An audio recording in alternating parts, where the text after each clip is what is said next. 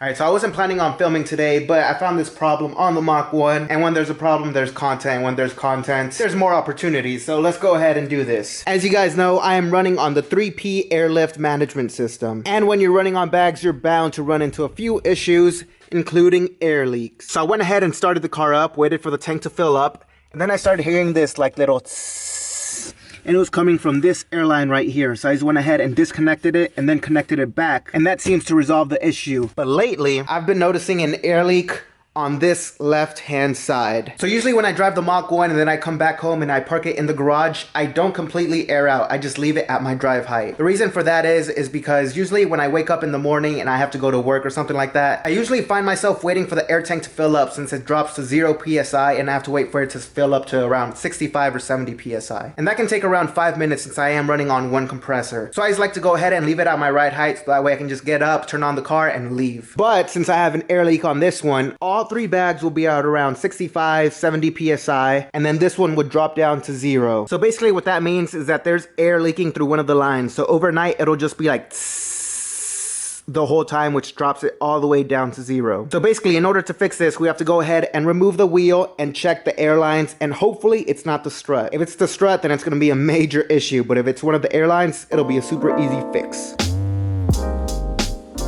Alright, so right off the bat, I'm not really hearing any air leaks or anything. I'm not hearing any tss, which I thought I would.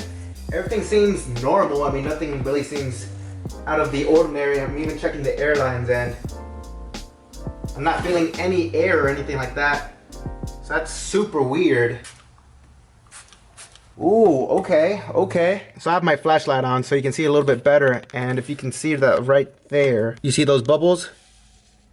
That's where that air leak is coming from. Yes, sir. All right, so we found the leak. That is super awesome. But now that means one of two things. Number one, either it's not tightened down enough, or number two, we got to wrap that down with some Teflon tape.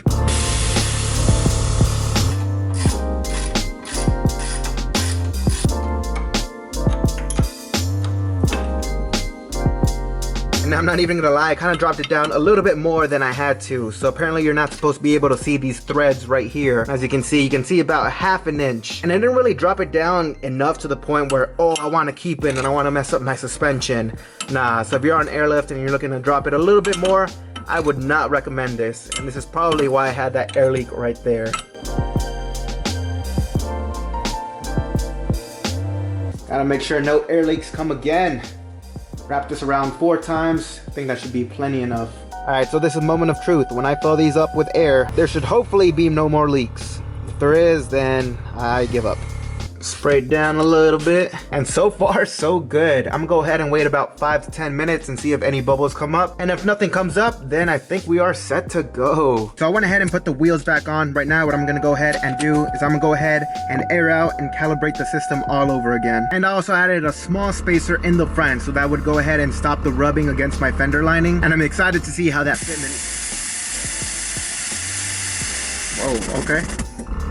But I'm excited to see how the fitment looks after this. Calibration successful. System is ready to use. Yes, sir. And peak that fitment. It is definitely a little bit better. See, before the wheel was tucking in a whole lot more inside the fender, and I did not like that at all. But now it's almost flush. Not really, but that'll be as close as I can get without getting a little bit more camber. So I think that looks super sick. And for some reason, this side, the driver's side, is a little bit lower than the passenger side. I have no idea why.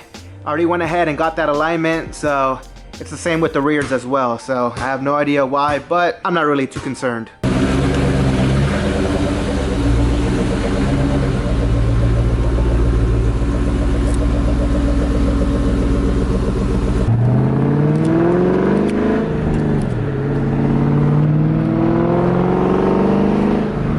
So on a little test drive just to see that everything's okay. I mean, ride's the same, feels the same, nothing really different. I mean, I didn't really expect anything, but I did leave it sitting aired up for about maybe like 3 hours and nothing has changed. So that's a good sign. That's a really good sign. So this is my current ride height, set at 70 PSI all around. And it gets me through town. I mean, kind of have to angle over speed bumps and stuff like that, but I mean, so far so good, can't really complain.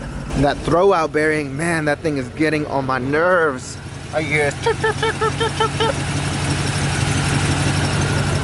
But I was talking with the owner of the supercharged Mach 1, and he said that he replaced it like 3 or 4 times and it's still chirping. So I guess it's just a 99 throw 04 Mustang thing. I don't know about the newer Mustangs, but that thing is getting super annoying. All right, but anyways guys, before I go ahead and wrap up the video, I just want to go ahead and explain a little idea that I have for these 99 throw 04 New Edge Mustangs. As you guys know, I retrofitted the headlights and they came out okay. They're kind of a budget setup. They're super cheap and they're not the brightest, but it looks super cool during the daylight, so I have no complaints here. But going back to these headlights, as you can see, I went ahead and blacked out everything with spray paint, and I also went ahead and removed the side markers. So I have some stuff coming in Monday, and if everything goes as planned, you'll definitely be seeing a new design for these headlights. Something that'll be totally different and totally unexpected, but if it works out the way I have it in mind, man, it's gonna look so good and guaranteed it'll be one of one. But I tend to mess up a lot of stuff, so it might not go as planned, but it'll definitely be a cool concept to try out. But anyways guys, this is where I'm gonna go ahead and end the video. So I want to thank you guys so much for watching. Make sure to drop a comment, let me know what you guys thought. Make sure to give this video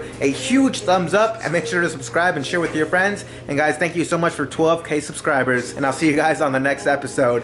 Peace.